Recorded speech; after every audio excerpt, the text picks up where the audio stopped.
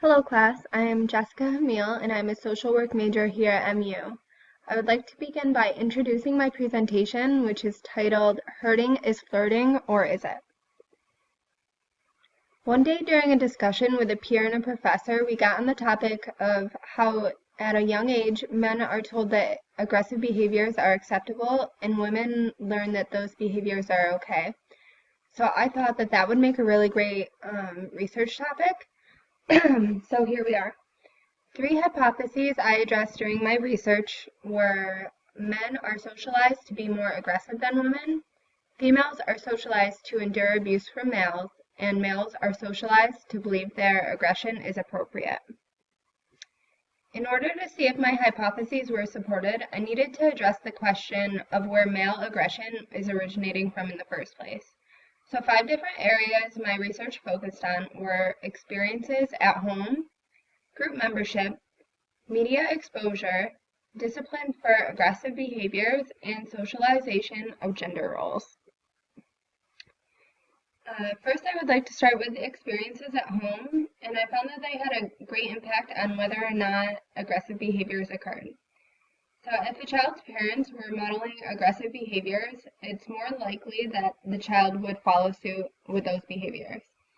Parental deviant behavior is also a predictor of whether a child will be aggressive. If there is increased deviance in the home, there will be increased aggressive behaviors in the child. With this research, I also found that children who are neglected often act in an aggressive manner as well. If parents punish harshly or abusively, then the child will turn to becoming more aggressive. And I would just like to follow that up by saying that this statement isn't referring to like the typical spanking of a child, that is talking about like actually abusing children. For the next predictor for aggression, I focused on group membership, and Shai and Zai performed research to see how groups were affected the aggression of children. They found that there was a connection between the two. Specifically, when high-status males acted with aggression, it was very likely that the other group members would do the same. The suggestions for their study was that adults such as parents, teachers, and coaches must pay special attention to groups that are cohesive, high status, and or the same ethnicity, and in addition to being headed by an aggressive leader.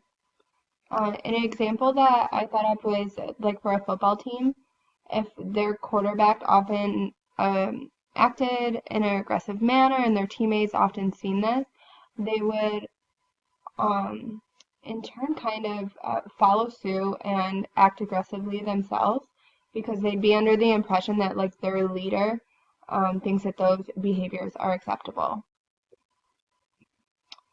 So for the next part, I focused on media exposure and the large part that that plays into aggression.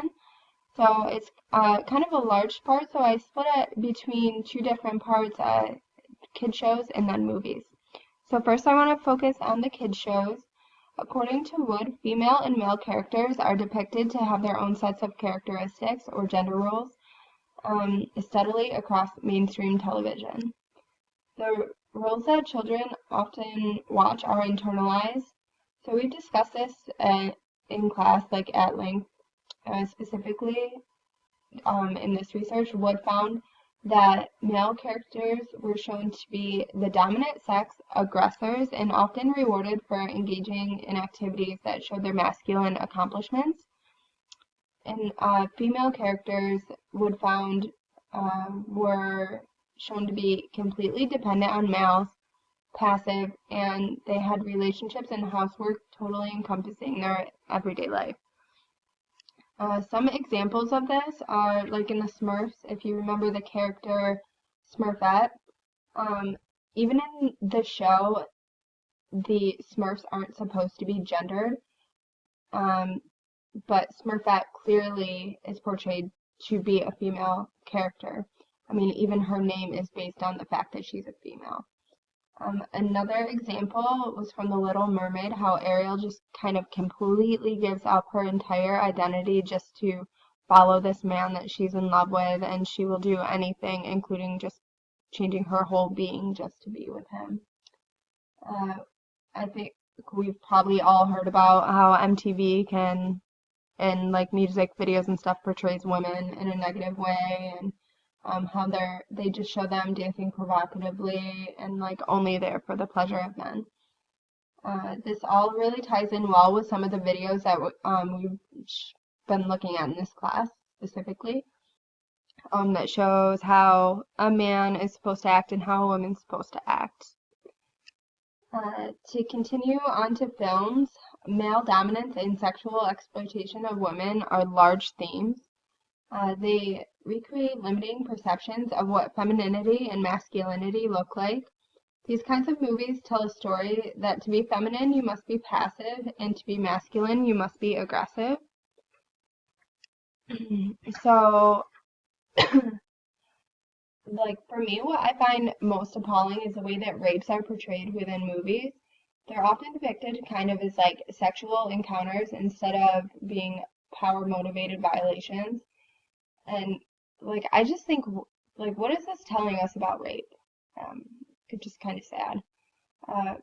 For example, for this, I came up with 50 Shades of Grey. I know a lot of people are probably familiar with that movie. It was a hot button issue when it was first released for a lot of people.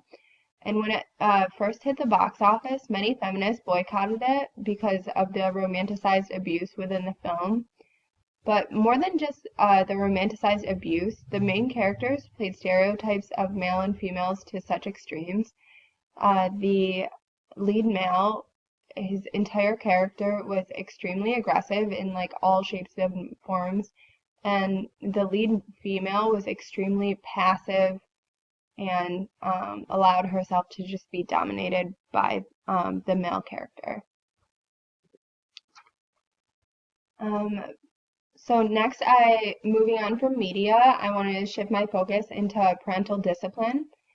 So Rivers and Barnett studied how boys and girls are rewarded and disciplined for their physically aggressive behaviors. And in their findings, they found that boys are often rewarded for them while girls are disciplined. In fact, their findings showed that mothers support aggressive behavior in their sons 3 times more than they do in their daughters. So you can kind of see how punishment here can influence like gender norms. And so this is disconcerting to me because of the social learning theory and the way that we learn and how it impacts these behaviors being repeated.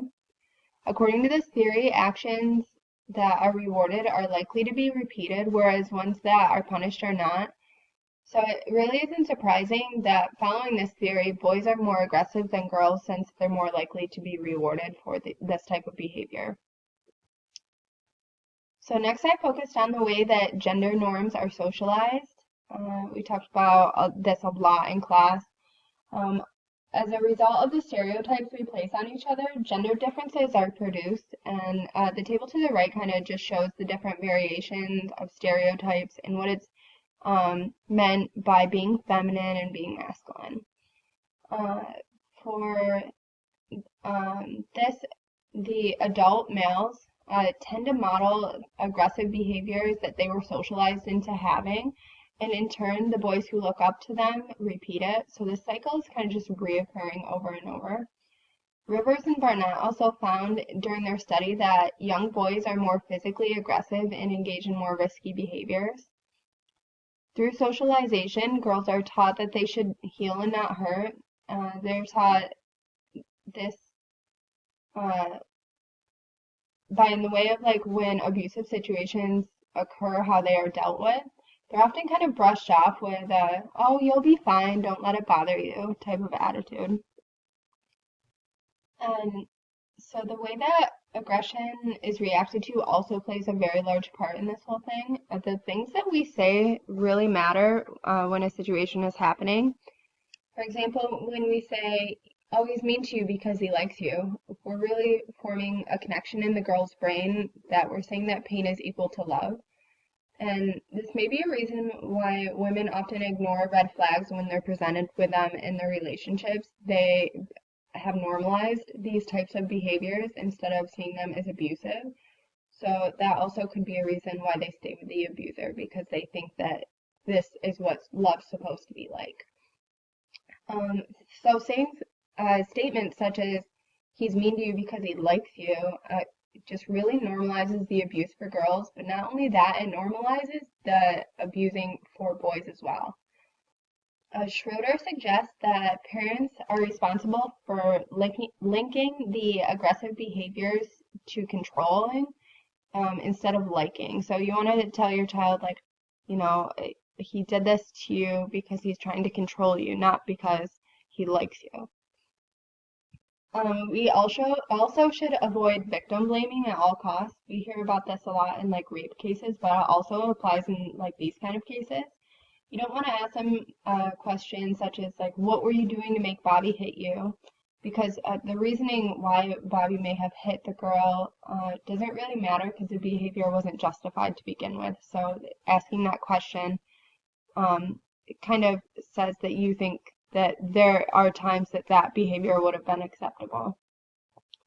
We should also ask when abuse occurs, you should ask the abuser, like, how do you think that Susie felt, say, when you hit her, instead of saying, did you hit Susie because you like her? When we ask them about how someone felt when they were being aggressive towards them, you're teaching the aggressor empathy. You're causing them to think of the other person's face, and that will help them connect the behavior with sadness and pain. So to end this presentation, I would like to just quickly follow up on my 3 hypotheses that I stated in the beginning. The first was that men are socialized to be more aggressive than women. This was confirmed through much of my research. Also confirmed was the hypothesis that females are socialized to endure abuse from males. And lastly, males are socialized to believe their aggression is appropriate, and that also turned out to be supported by my research. So I do have some questions for my audience.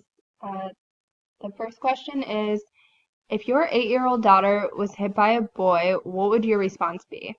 Would your response be different if she was 18 instead of 8? And if so, why? And if not, why not? For question number 2, if you're a female, were you disciplined for your aggressive behaviors? And if you're a male, did your parents let aggressive behavior slide sometimes? And question number 3 is, what are some suggestions for ways we can stop socializing boys to be aggressive and girls to expect and endure the violence? And this is just a list of the references that I used in my research. So thank you, and I look forward to hearing your responses to my questions.